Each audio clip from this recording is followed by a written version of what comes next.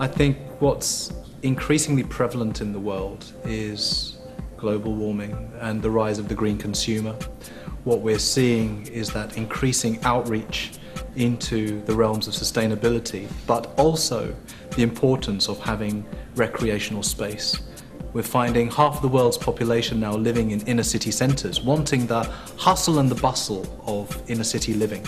But at the same time, they still want that sense of retreat.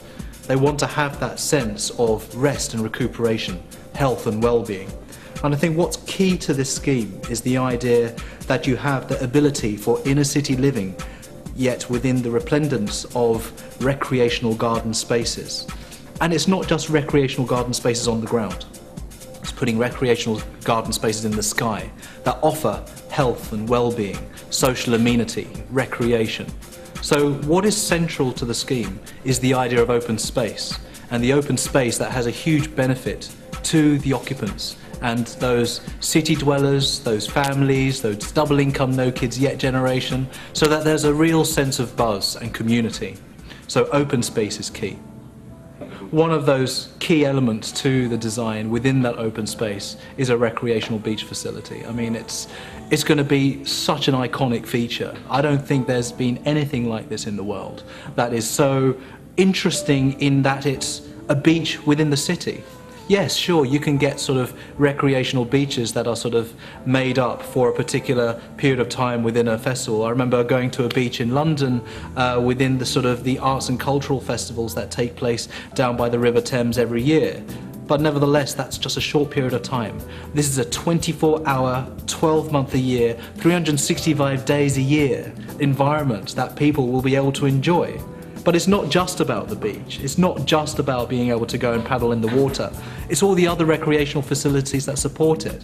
You know, wonderful garden environments, wonderful sort of water cascades, wonderful fountains that provide that real sense of arrival. And you know that when you're arriving at this space, it's something that is pleasurable, but also very sophisticated. There is this balance between being playful and being upmarket. And so I think it'll be a destination that people will come to understand and respect. In many respects, it's following that sort of adage by the urban historian Jan Gale.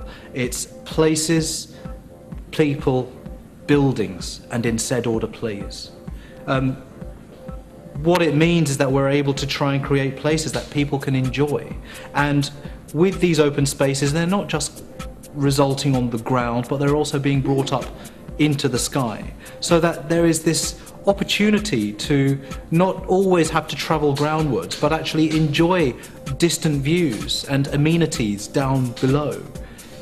Half of the world's population are living in inner city centres. We're increasingly densifying our cities. Spaces are becoming, they're vanishing because they're being built upon. What luxury there is the open spaces. So yes, we can all sort of wax lyrical about the depletion of natural resources. Yes, 80 million barrels are consumed on a daily basis, which is equivalent to 5 pyramids of Giza being filled on a daily basis. That is a lot of natural resource depletion. But what I'm a strong advocate for in the designs that I do is the replenishment of open space. And I'm delighted to be able to work with Centuria Properties that have that same sense of commitment to those social spaces that offer social amenity. And with those open spaces, I think that will be a very, very enjoyable environment. Well, I think it probably has to do with a lot of our sort of global experience in doing some of the best waterfront developments in the world. We've been designing probably the largest track of development along the River Thames in London over the last 20 years, including Battersea Reach, Vauxhall Tower. Vauxhall Tower, for instance, will be the tallest residential tower in Europe when completed in 2011, which won plaudits for its green capabilities. For example, the roof turbine on top of the roof develops 10% of the building's energy, which is no mean feat. We are faced with a situation now that people can fly where they want, when they want. The cost of air travel has come right down through sort of low-cost carriers like AirAsia, for example. The site in Bicutan is perfectly accessible by air, by rail, or by car. So there's a real opportunity for this ease of movement, which any young aspiring family or professional needs, whether it's being able to take your child to the school or whether it's kind of jumping on a plane to go to a business trip in Singapore. There is that ease of movement that is key to modern 21st century living. So all of those sort of qualities of ease of movement and quality of lifestyle, so that I can feel healthier, I can enjoy my space, are present in this scheme. Gone are the days that you can just stick in a pool and actually create 1, 2, 3 bedroom units and say this is what the market wants. No, it is about understanding the day in the life of the individual. What does a double income, no kids yet family want? What does a young teenager want? What does a family want? You need to get into that mindset, and that is true sustainability. And it's encouraging that there are developers like Century Properties that are actually embracing the green agenda, embracing sustainability, and understanding that sustainability just isn't about sticking a wind turbine on top of a building or putting photovoltaic cells on top of the building. It's good back to basics design. Ensuring that there is the appropriate orientation of the buildings to minimize low-angle sun, encourage cross-ventilation, driving the energy bills down, which is something that you're actually giving back to the purchaser. I mean, I've worked with some of the great developers in the world and have been very fortunate to do so. And I would like to say that Century Properties is very much a cut above, from a point of view that it really does embrace development very, very holistically. So you're already thinking about target market and target audience, and so it's something that I think there's a bit of a kinship here. Naturally, as a design practice, we like to start with the people. We actually like to start with the social demographic and what the needs are of the individual. But you're doing this. You actually think about those individuals that will be moving into the properties. You're actually starting from that sort of grassroots level. You're not giving me an area Excel spreadsheet of putting in a certain number of rooms with a particular square meterage on day one. We're able to have this sort of collaborative conversation that allows us to come up with a design that is very much in line with 21st century living, in line with movement, in line with the qualities of the open spaces. That really is something that the majority of the top-end developers in the world are understanding. Yeah, I mean, I think it's very important. We can no longer just basically turn a blind eye to the fact that there are people out there who've watched The Inconvenient Truth. They've seen Al Gore wax lyrical about the global warming.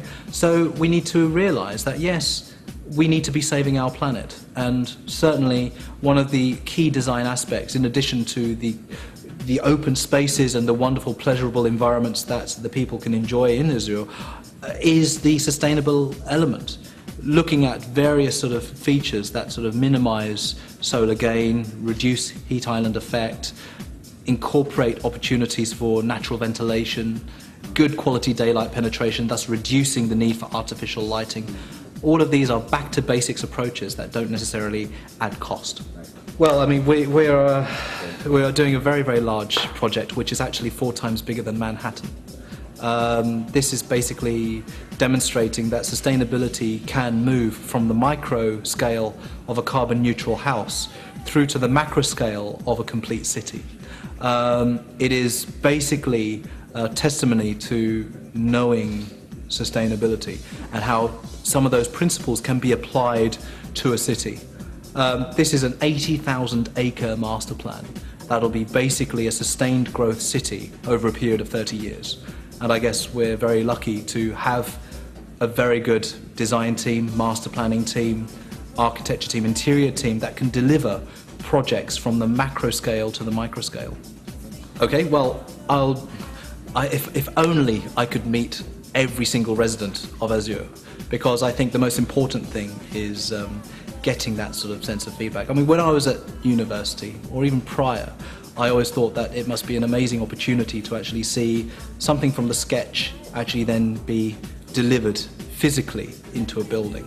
And it gives me great joy and pleasure to see people enjoying the buildings that I've designed around the world. I would really like to one day meet some of the residents of Azure. I'm sure they'll have a wonderful time there. I wish them all the very best. I hope that they enjoy the beach, and good luck to them all. Enjoy. Long may we continue to collaborate in delivering green, sustainable designs that are beautiful places to live in.